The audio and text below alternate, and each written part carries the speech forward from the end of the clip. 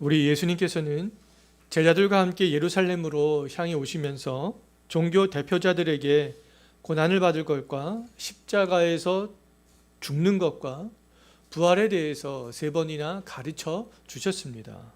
역설적이지만 종교 대표자들은요, 예수님께서 제자들에게 하신 말씀을 응하게 하기 위해서 예수님의 그런 사역 초기부터 예수님을 어떻게 죽일지 의논하기 시작했던 것들을 볼 수가 있어요. 예수님을 죽이려는 종교 대표자들의 의논은요, 예수님께서 예루살렘에 입성하신 이후부터 이제 본격적으로 시작되는 것들을 볼 수 있습니다. 종교 대표자들인 대제사장들과 장로들과 서기관들의 사주를 받고 온 바리새인들과 헤롯 당이 어떻게 했어요? 우리가 지난주에 살펴봤잖아요. 예수님을 잡기 위해서 가이사에게 세금 바치는 문제를 그렇게 예수님을 책잡기 위해서 그 문제를 거론하는 것들을 볼 수가 있었습니다.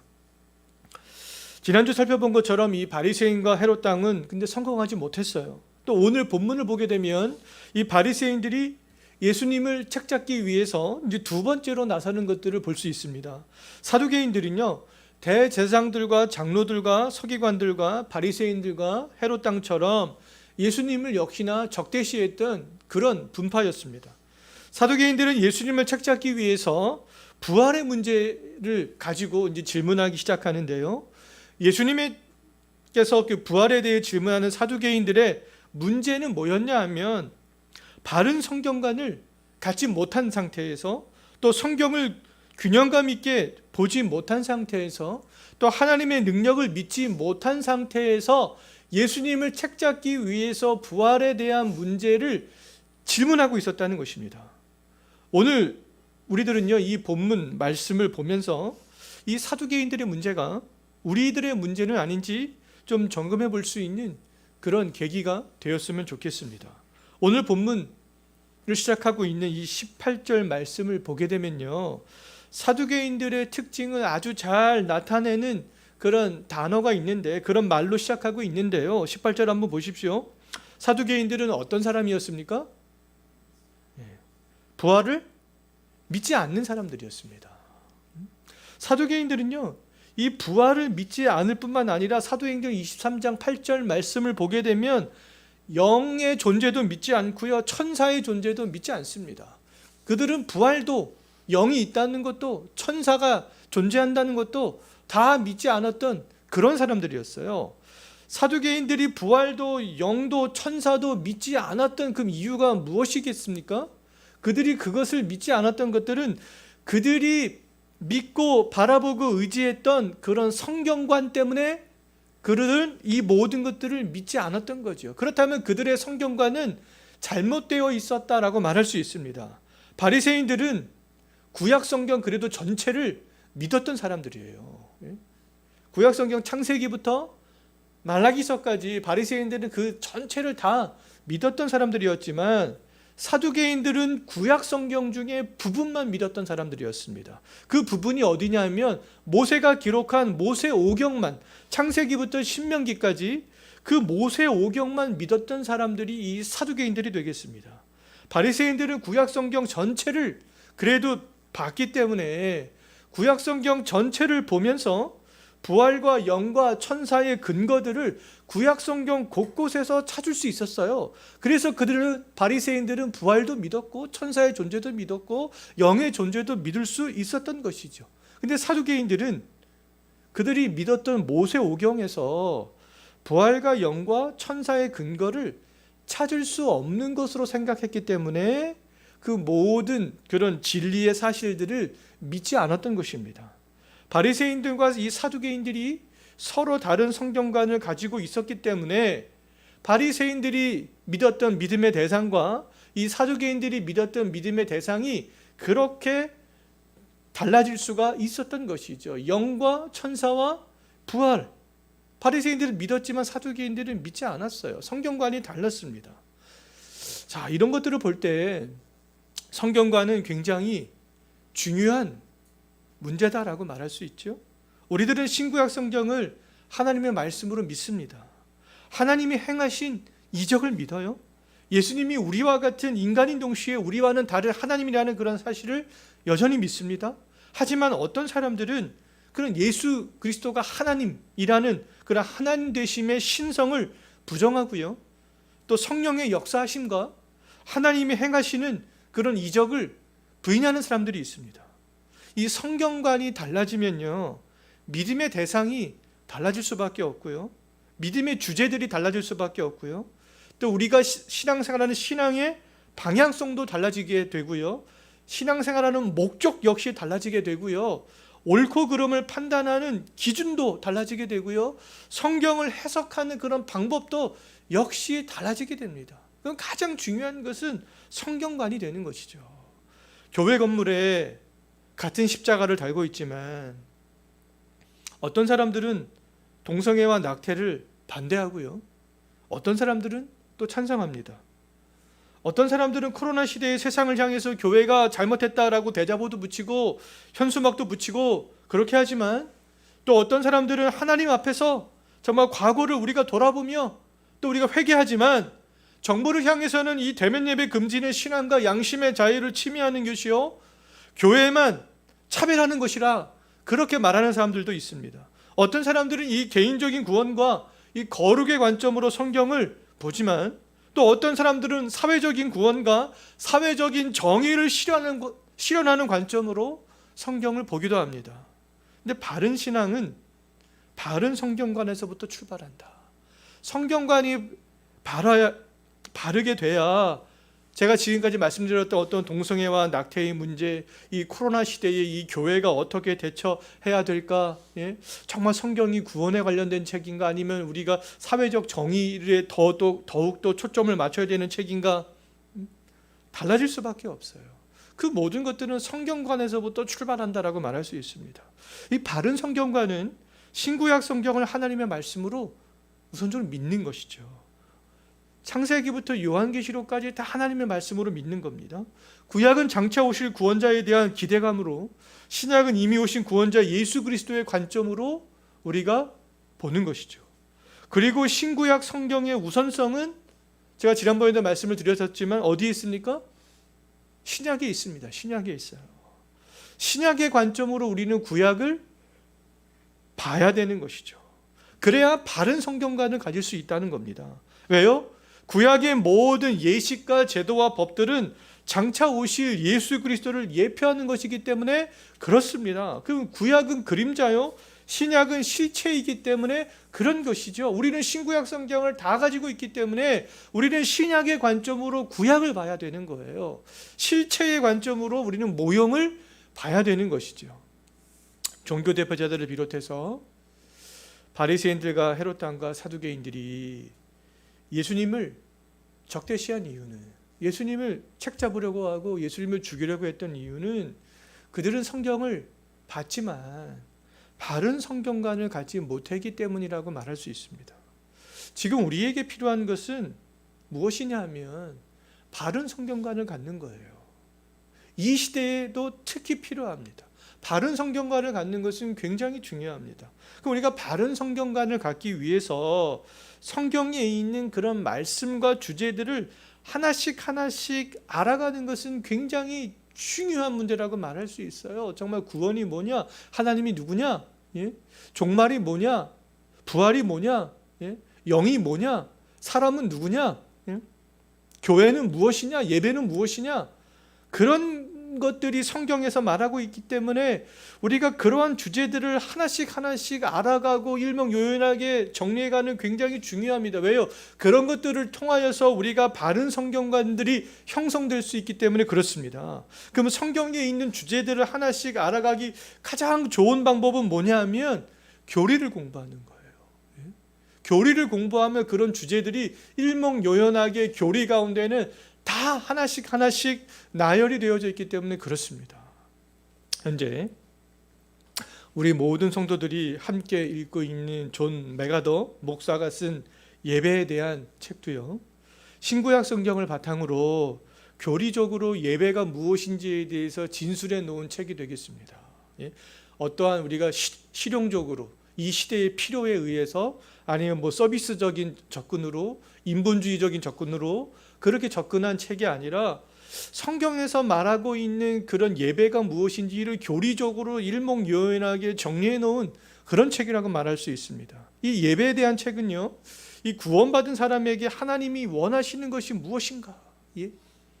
하나님께서 우리를 왜 구원해 주셨는가? 구원받은 사람에게 정말 창조주 하나님이 원하시는 것은 무엇인가? 또 바른 예배는 무엇이고 잘못된 예배는 무엇인가? 우리의 예배의 대상인 그 하나님은 누구이고 우리의 예배의 대상인 하나님은 어떤 속성을 가지신 분이고 하나님은 어디에나 계시신 그런 분인데 왜 구원받은 모든 성도들이 함께 모여서 예배를 해야 되는가? 그런 것 등에 대해서 일목요연하게 정리해주고 있잖아요. 각각의 예배에 관련된 주제에 대해서 하나씩 읽고 그렇게 정리해 나가다 보면 우리가 그 책을 통하여서 참된 예배가 무엇인지, 우리의 예배의 대상자는 누구인지, 예배자는 어떻게 해야 되는지 그런 것에 대해서 일목요연하게 우리들 역시 정리를 할 수 있게 되는 것이죠. 이 책만 우리가 잘 읽고 전인격적으로 받아들여도요, 예배에 대해서 바른 성경관을 가질 수 있게 되는 것이죠. 우리가 소요리 문답과 대요리 문답과 웨스트민스터 신앙 고백서 등 우리가 그 교리적인 그것들만 잘 배워놔도요, 정말 성경에서 말하고 있는 그런 주제들을 우리가 빠르게 습득할 수 있고요, 바른 성경관, 정말 바른 우리가 성경 해석들을 할 수 있는 힘이 생긴다라고 말할 수 있겠습니다. 정말 사두개인들이 부활을 믿지 않는 것은 모세오경으로 하나님의 뜻과 진리를 다 담으려는 어리석은 그런 시도들을 하고 있기 때문에 그렇습니다.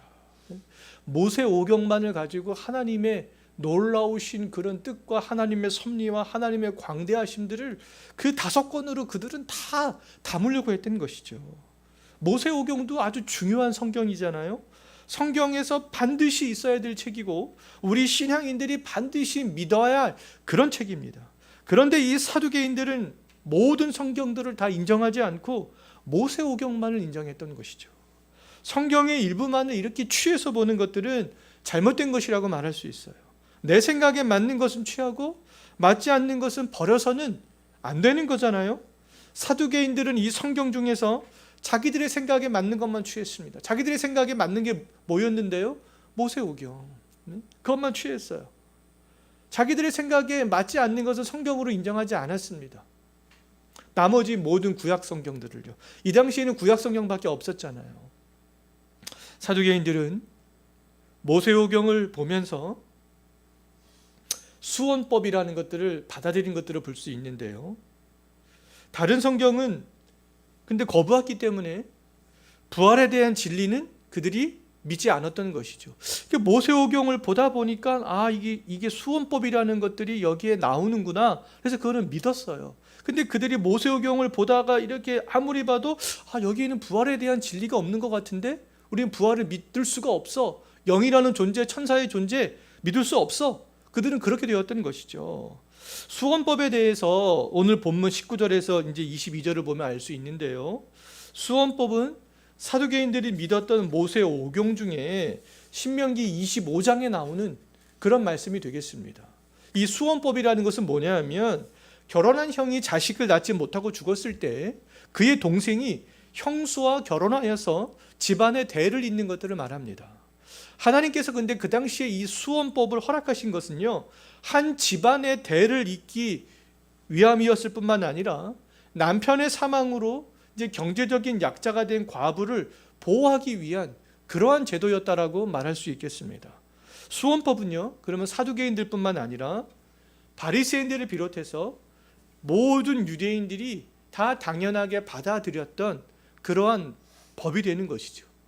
예수님의 조상이자 야곱의 넷째 아들이었던 유다는 수원법에 따라서 며느리 다말을 장자 엘이 죽었을 때 둘째 아들인 오난과 결혼시키는 것들을 창세기 38장을 보면 볼 수 있잖아요. 사두개인들이 예수님께 질문한 이 수원법은요, 신명기에 기록되어져 있는 그런 말씀이었어요. 수원법은 성경에 있기 때문에 사두개인들이 예수님께 얼마든지 질문할 수 있는 그런 질문의 주제였으면 틀림이 없습니다. 사두개인들이 수원법에 대해서 예수님께 질문한 것 자체는 잘못된 것이 아니다라고 말할 수 있어요. 근데 사두개인들의 잘못은 뭐냐 하면 수원법을 엉뚱하게 지금 오늘 본문을 보면 부활과 연결시키고 있다는 거예요. 그들은 부활을 믿는 사람들이에요? 안 믿는 사람들이에요? 안 믿는 사람들이잖아요. 그럼 왜 수원법을 부활과 연결시키겠어요?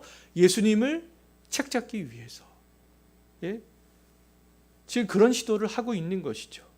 사두개인들은 신명기 25장을 보면서 하나님이 수원법을 주신 목적을 생각하지 않았습니다. 부활을 믿지 않는 이 사두개인들은요, 수원법 규정을 근거로 들면서 이제 예수님께 질문을 하는데 부활에 대해서 잘못된 가정을 하며 질문하는 것들을 오늘 본문을 보면 볼 수가 있어요. 20절부터 23절을 보면 나와 있는데요, 사두개인들이 가정한 것은 뭐였냐 하면 여자가 7형제와 모두 다 결혼을 한 것입니다. 이거는 가정이잖아요. 한 여자가 7형제와 결혼한 것은 그 여자가 결혼을 할 때마다 자식을 낳지 못하고 모든 형제가 다 죽었기 때문에 그렇습니다. 근데 결국에는 그 여자마저도 죽게 되었던 것이죠. 그래서 사두개인들은 그렇다면 이후에 부활이 있다면, 이것도 가정이죠. 그들에게는 부활을 믿지 않으니까요. 부활이 있다면 그 7형제와 여자가 부활했을 때 그 여자가 과연 누구의 아내가 될 것이냐, 예? 이것에 대해서 예수님께 물었던 것이죠. 수원법과 부활은 성경에 있는 주제임에는 틀림이 없습니다. 근데 이 사두개인들이 이 수원법을 부활에 적용시킨 것은 그 당시 아주 잘못된 그런 적용이요, 잘못된 가정이라고 말할 수 있습니다. 잘못된 가정을 하는 사두개인들의 모습은요, 불신자들의 전형적인 모습이라고 말할 수 있어요. 불신자들은 자기가 알고 있는 어떠한 지식의 범위 내에서 성경을 막 가정하고 적용하고 하려는 그런 모습들을 보이잖아요. 성경을 다 알지도 못하고 성경을 믿지도 않으면서 성경에 있는 각기 다른 주제들을 연결시키는 것들을 볼 수 있습니다. 내가 과거에 교회 좀 다녀봤는데, 내가 과거에 성경 좀 읽어봤는데, 내가 과거에 성경 공부 좀 해봤는데, 예? 그런 가정을 하면서 막 엉뚱한 논리를 펴나가는 사람들이 굉장히 많습니다. 성경관이 바르지 않는 사람들이 엉뚱한 질문, 잘못된 질문을 하는 것은요, 예수님을 믿기 위해서, 예수님을 더 알기 위해서 그런 질문을 하는 게 아니잖아요. 예수님을 배척하기 위해서, 예수님을 더욱더 적대시하기 위해서, 예수님을 끌어내리기 위해서 그런 질문들을 하는 것들을 볼 수 있습니다.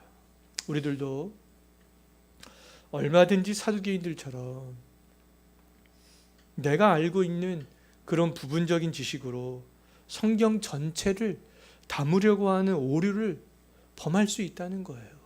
내가 알고 있는 지식은, 성경적인 지식은, 내가 알고 있는 하나님은 요만큼밖에 안 되는데, 요만큼밖에 안 되는 그 지식, 하나님을 아는 지식을 가지고 하나님을 다 담으려고 하고 성경을 마치 다 아는 것처럼 그렇게 생각해서는 안 된다는 것이죠. 성경에 있는 틀림없는 주제이지만 이해가 안 되고 믿어지지 않을 때에는 어떻게 해야 되겠습니까? 기다려야 되는 것이죠. 성경을 통해서 자신과 자신의 뜻을 나타내시는 하나님은 우리가 상상도 할 수 없을 정도로 크신 분이기 때문에 그 크신 하나님을 조금씩 알아갈 때까지 기다려야 되는 겁니다. 나보다 크신 하나님을 알아가는데 시간이 필요하잖아요. 예? 시간이 필요합니다. 우리 자녀들이 성장하는데 시간이 필요하듯이 믿음의 사람들도 그 믿음이 성장하는데 시간이 필요한 것이죠. 성경을 균형감 있게 보는 안목이 생길 때까지 훈련을 받으면서 기다릴 수 있어야 되는 거예요. 그럴 때 우리가 크신 하나님을 조금씩 알아가게 될 수 있게 되는 것이죠. 수원법을 부활에 적용하는 사두개인들을 예수님께서 이제 평가를 하시는데, 사두개인들을 어떻게 평가를 하시는가? 정말 사두개인들은 어떤 사람들이었어요? 자기가 모세 오경만큼은 정말 완벽하게 잘하는 사람들이다. 하나님만큼은 내가 그 누구보다도 잘하는 사람들이다. 그렇게 생각했던 그런 사람들이었는데, 그렇게 생각하는 그 사두개인들을 향하여서 예수님께서 어떻게 평가하시는가? 24절 한번 보시기 바라겠습니다. 예수님께서 그들을 향해서 뭐라고 말씀하십니까? 너희들은 성경도 하나님의 능력도 알지 못한다. 너희들은 말씀을 오해하는 사람들이다. 예? 당연한 거 아니겠어요?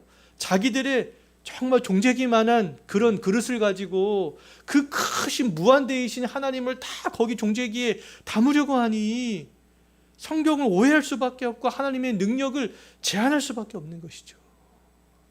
예수님의 평가를 들은 사두개인들은 아마 충격적이었을 거예요. 창피했을 것입니다. 왜요? 많은 사람들이 모여 있는데 예수님께서 정말 그 사두개인들을 향해서 그렇게 말씀하시는 것들을 바라보면서 얼마나 창피했겠어요. 나름대로 성경에 대해서 하나님에 대해서 전문가로 그렇게 그들을 생각하고 있었는데요. 근데 그들을 향해서 예수님께서는 너희들은 하나님의 능력도 성경도 모른다. 왜 예수님께서 그들에게 그런 평가를 내리셨을까요? 그들은 성경을 봤지만 아주 편향적으로 모세 오경만 봤기 때문이고요. 또 구원자를 알기 위해서 성경을 본 것이 아니라 자신들의 어떠한 지식과 경험 안에서 성경을 봤기 때문에 그렇습니다. 사두개인들은 모세 오경을 믿는 사람들이었지만, 근데 오늘 본문을 보게 되면요, 실제로는 모세 오경도 제대로 믿지 않고 있는 사람들이었음을 알 수가 있습니다. 모세는 신명기 18장 15절에서 하나님이 자기와 같은 선지자 하나를 일으키실 때 너희들은 선지자의 말을 들으라, 이렇게 말하고 있는 것들을 신명기를 통해서 볼 수 있는데요. 근데 사두개인들은 모세가 말한 이 선지자가 예수님이라는 그런 사실들을 믿지도 않았고요, 그 예수님의 말씀을 듣지도 않았습니다. 모세가 분명히 신명기 18장 15절에서 장차 하나님이 나와 같은 선지자를 하나를 일으키실 것인데 너희들은 그 선지자의 말을 들어야 된다. 근데 이 신명기 18장 15절 그들이 믿었던 모세 오경을 적어도 믿었다면 그들이 적어도 이 모세가 신명기 18장 15절에서 말한 선지자가 지금 우리들 눈앞에 있는 예수님이 아닌가? 적어도 좀 그러한 생각들을 했어야 되는 거 아니겠어요? 근데 그들은 그런 생각을 눈꼽만큼도 안 했습니다. 그 모세오경도 믿지 않고 있었던 것이죠. 정말 사두개인들은 모세오경에 대해서 자부심을 좀 가지고 있던 사람들이었지만 실상은 모세오경도 제대로 알지 못하는 사람들이었다라고 말할 수 있습니다. 지금도 어떠한 교수들, 신학자들은 자기는 구약을 전공하고 신약을 전공하고 어떤 구약 중에서도 어떤 분야를 전공하고, 그래서 내가 남들보다 더욱더 박식해, 내가 더 많은 성경적인 지식을 가지고 있어, 이렇게 말하지만 실제로는 제가 봤을 때 우리 교회 안에 있는 정말 평신도보다 하나님을 알지 못하는 그런 신학자와 교수들이 의외로 상당히 많습니다. 그 크신 하나님을 자기의 지식에 담으려고 하니 그게 되겠습니까? 지금 사두개인들이 그런 우를 범하고 있는 거예요. 그들은 모세오경을 믿는다라고 말했지만 실상은 신명기에 있는 그 말씀조차도 신뢰하지 않고 있었던 것이죠. 오늘날에도 성경을 안다라고 말하지만 성경을 알지 못하는 사람들 굉장히 많습니다. 지난주에도 말씀을 드렸지만 그런 사람들은 정말 그럴듯한 말로 정말 이 혀로, 이 새치의 혀로 많은 사람들을 현혹시키는 것들을 볼 수 있어요. 또 세상은 그런 사람들의 말을 좋아하기 때문에 요즘 언론이나 매스컴에 등장하는 그런 사람들을 보면 다 그런 사람, 그럴듯한 말로 하나님을 자기의 지식의 종재기로 담으려고 하는 사람들이 요즘에는 언론도 나오고 매스컴도 타고 신문이나 그런 데 다 나오는 것들을 볼 수 있습니다. 그러면 그런 사람들이 교수야? 목사야? 그러니까 사람들이 그럴듯한 말에 현혹되는 경우들이 상당히 많이 있다는 거죠. 근데 이런 사람들의 말에 현혹되면 주 예수 그리스도를 믿는 믿음으로 주어지는, 하나님의 은혜로 주어지는 그런 복음을 인간의 공로와 선행으로 얻어질 수 있는 것으로 생각하게 된다는 것이죠.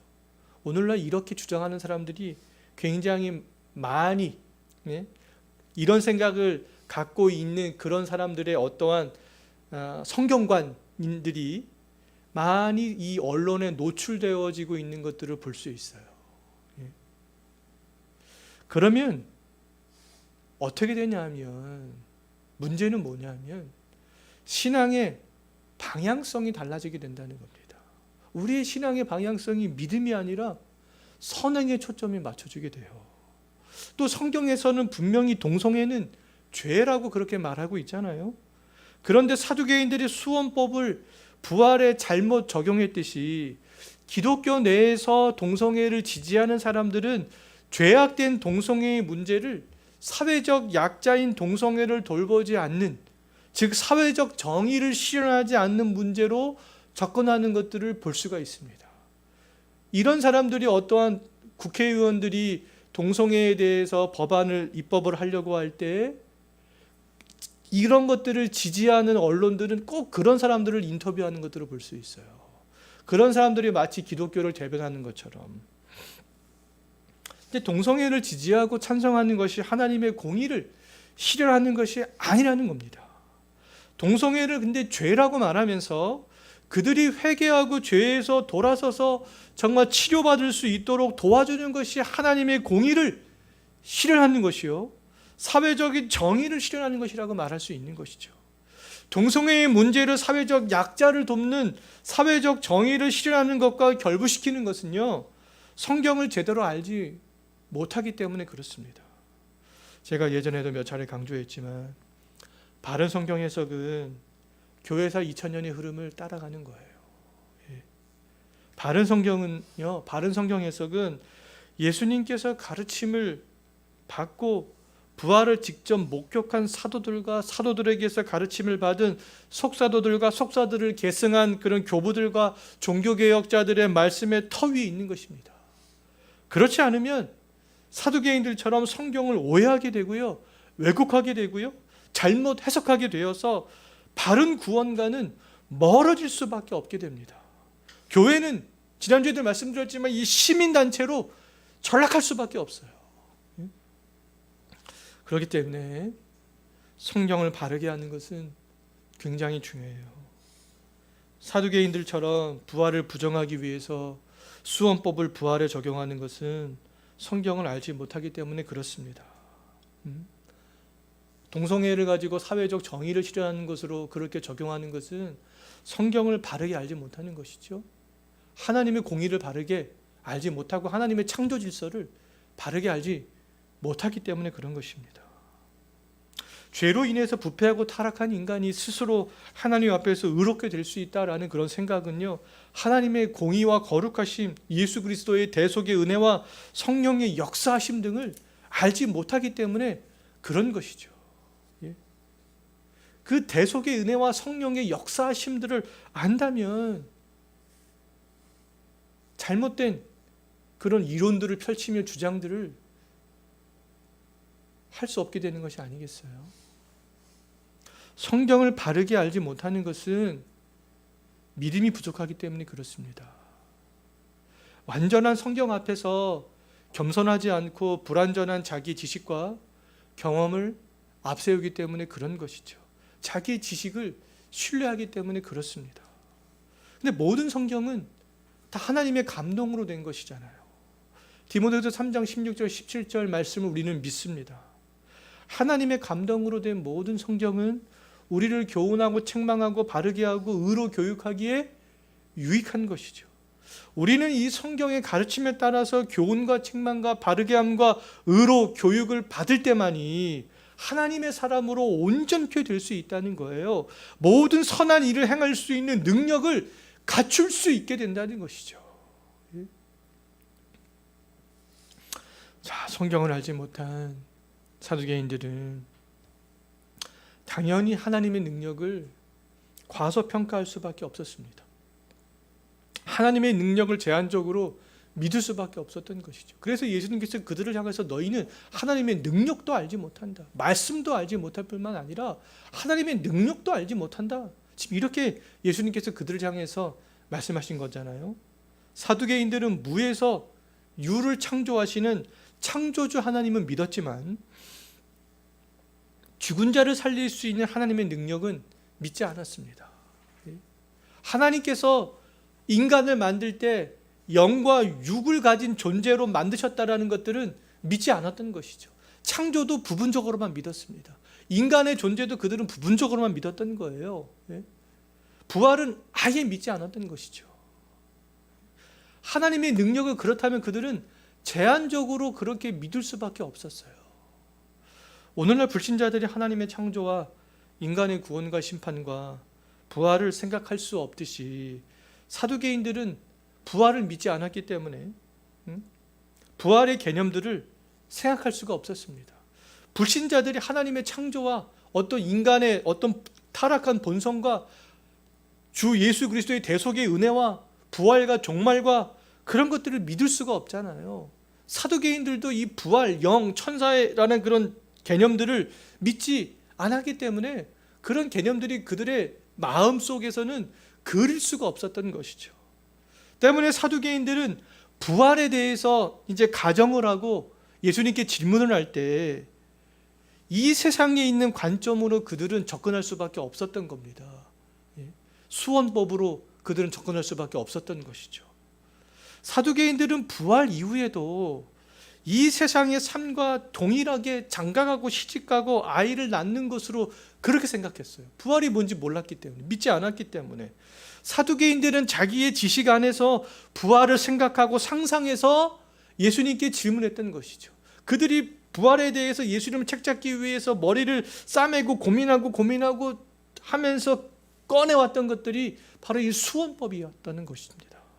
그 수원법을 가지고 부활의 개념들을 생각을 하려고 했던 것이죠. 접근하려고 했던 것입니다. 부활과 부활 이후의 삶에 대해서 믿지 않는 사두개인들에게 예수님께서 어떤 가르침을 주시는가? 그럼 25절을 한번 보십시오. 부활의 삶은 이 세상과의 삶과는 다른 것이다. 너희는 부활을 믿지 않기 때문에 부활 이후의 삶이 어떤 삶인지 너희들은 상상할 수가 없어.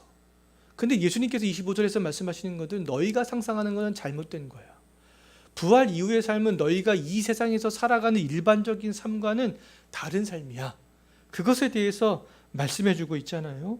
부활 때에는 하늘에 있는 천사가 장가도 시집도 가지 않듯이 부활 이후에는 결혼하지 않는다. 이것에 대해서 예수님께서는 말씀해 주고 있는 거죠.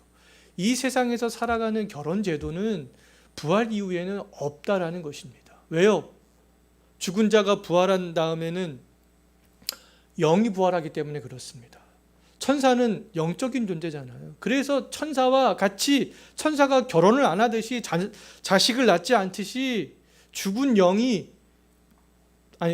몸이 부활할 때에는 영은 죽지 않는 거지만 하늘나라로 갈 때에는 천사와 같은 존재가 된다. 결혼도 하지 않고 자식도 낳지 않는다.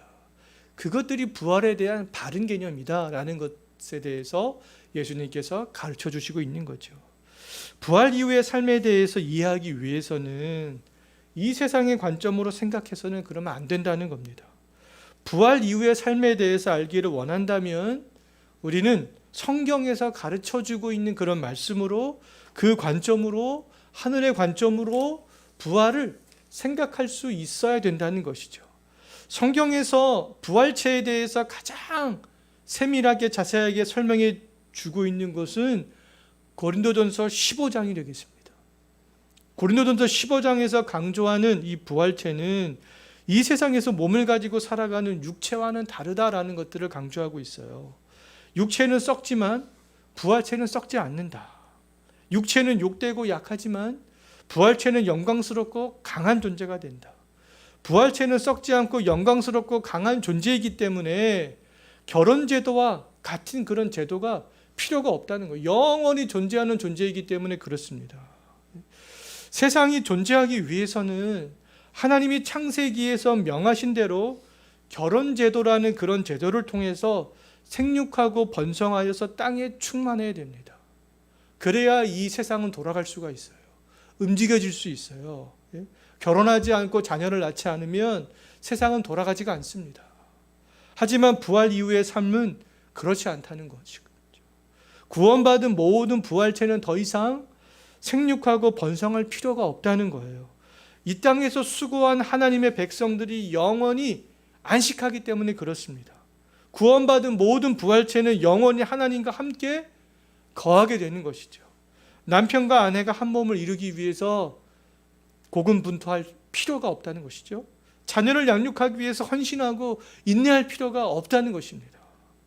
예수님께서는 부활을 믿지 않는 사두개인들에게 부활에 대해서 그래도 가르쳐주기 위해서 그들이 믿는 모세오경에 있는 말씀을 인용하시는 것들을 볼 수 있어요. 너희들은 모세오경을 믿지? 너희들은 모세오경에서 부활의 근거를 찾을 수가 없다고? 아 그래? 그럼 내가 한번 모세오경에서 부활의 근거를 한번 찾아볼까? 예수님께서 지금 이러한 시도들을 하고 있는 것이죠. 26절 한번 보십시오. 예수님께서 26절에서 인용하신 말씀은 출애굽기 3장 6절에 있는 말씀인데요. 하나님께서 떨기나무 가운데서 모세를 부르실 때 하신 말씀이 되겠습니다. 예수님께서는 지금 사두개인들에게 출애굽기 3장 6절에 있는 말씀을 지금 인용하고 있는 거예요. 예수님께서 출애굽기 말씀을 인용한 이유는 모세오경에서도 부활의 증거를 찾을 수 있기 때문에 그렇습니다. 모세오경은 분명히 아브라함과 이삭과 야곱이 죽지 않고 살아있다라는 것들을 밝히고 있다는 것이죠. 그 대표적인 예가 바로 예수님께서 인용하신 출애굽기 3장 6절 말씀이라는 거예요. 모세는 아브라함과 이삭과 야곱보다 후대의 사람이잖아요. 그럼에도 하나님은 모세에게 나타나시는데 하나님께서 그럼에도 모세에게 나타나셔서 어떻게 말씀하고 있냐 하면 26절 한번 보십시오. 나는 아브라함의 하나님이요 이삭의 하나님이요 야곱의 하나님이다 라고 이렇게 하나님이 모세에게 이야기했다는 거예요. 하나님은 이때 나는 아브라함의 하나님이었고 과거형으로 그렇게 말씀하지 않으셨다는 것이죠. 이삭의 하나님이었고 야곱의 하나님이었고 이런 식으로 말씀하시지 않으셨다는 거예요. 현재형으로 지금 말씀하고 있다는 것이죠. 하나님은 그럼 모세와도 함께 하지만 현재 살아있는 아브라함과도 나는 함께하고 있다. 모세야, 내가 지금 너와 함께하고 있지 않느냐? 그런데 나는 지금 아브라함과도 함께하고 있고 이삭과도 함께하고 있고 야곱과도 나는 함께하고 있어. 이렇게 지금 모세에게 그렇게 표현하셨다는 거예요. 그래서 하나님은 죽은 자의 하나님이 아니요 산 자의 하나님이다 말씀하셨던 것이죠. 하나님은 현재 우리들과도 함께 하고 계시지만 모세와도 아브라함과도 이삭과도 야곱과도 함께하고 계시다고 말할 수 있습니다. 왜요? 그들의 영혼은 죽지 않았기 때문에. 그들의 영혼은 죽지 않고 지금 하늘에서 하나님과 함께 거하고 있기 때문에 그렇습니다. 하늘에 있는 영적인 존재인 천사가 죽지 않는 것처럼 사람의 영은 죽지 않잖아요. 우리의 육은 죽지만 우리의 영은 죽지 않습니다. 그래서 고린도전서 15장에서 말씀하고 있는 부활체는 이제 장차 완전하게 될 부활체를 말하는 건데요. 육과 영이 합쳐지는 부활체를 말하고 있는 건데요. 어쨌든 우리의 영은 죽지 않습니다.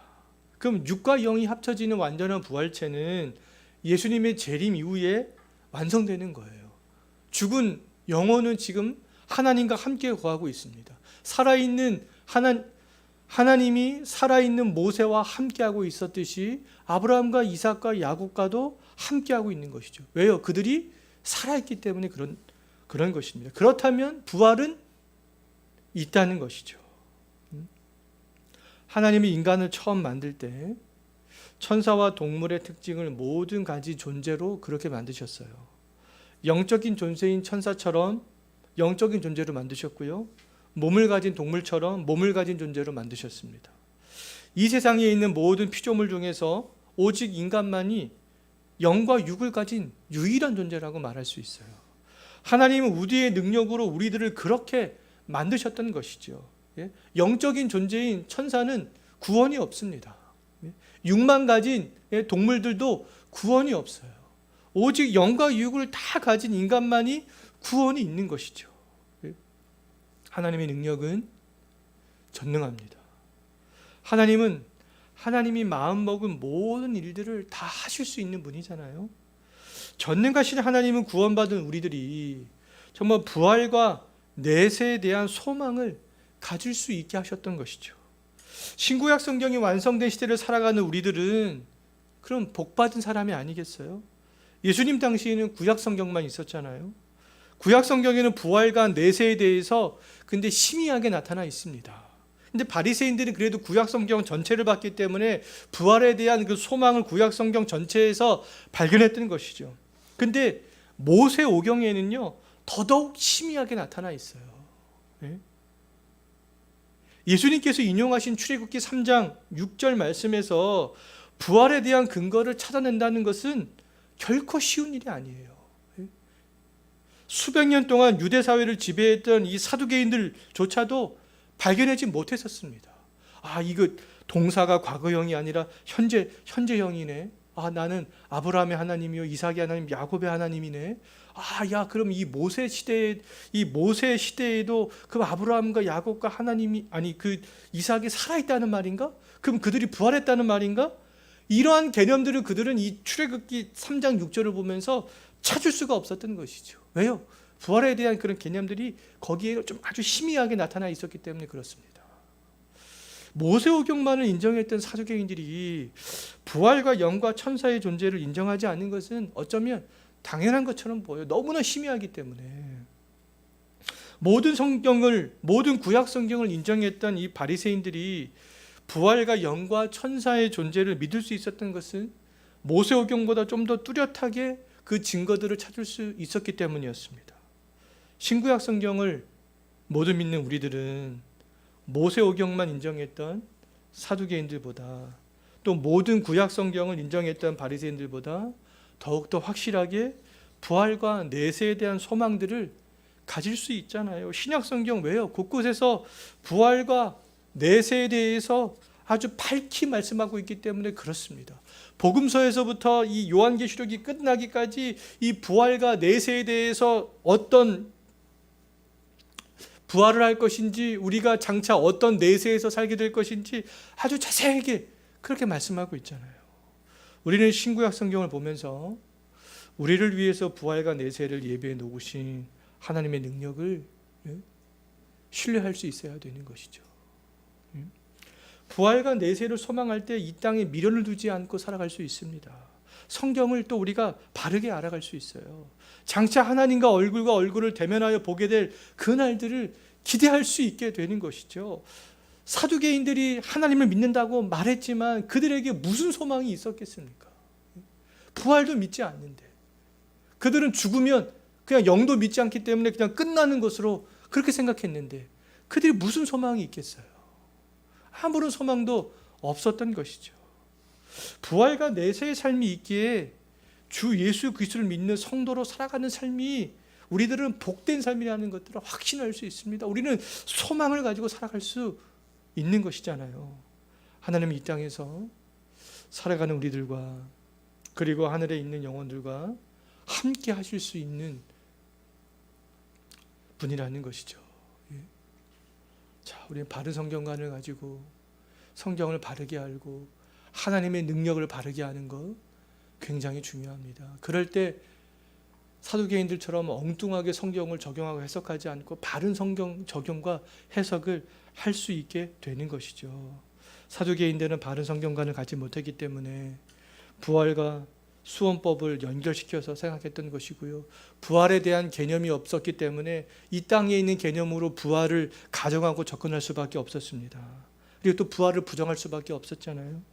정말 우리를 성경의 진리로 이끌어주고 하나님이 무한하신 능력을 신뢰하면서 하늘의 소망을 두르고 살아가게 해주는 그 힘은 어디 있다고요? 바른 성경가 안에 있습니다. 또 어디 있다고요? 바른 성경 해석에 있다는 것이죠. 우리가 이 사실들을 기억하시면서 이번 주도 살아갈 수 있었으면 좋겠습니다. 기도하겠습니다.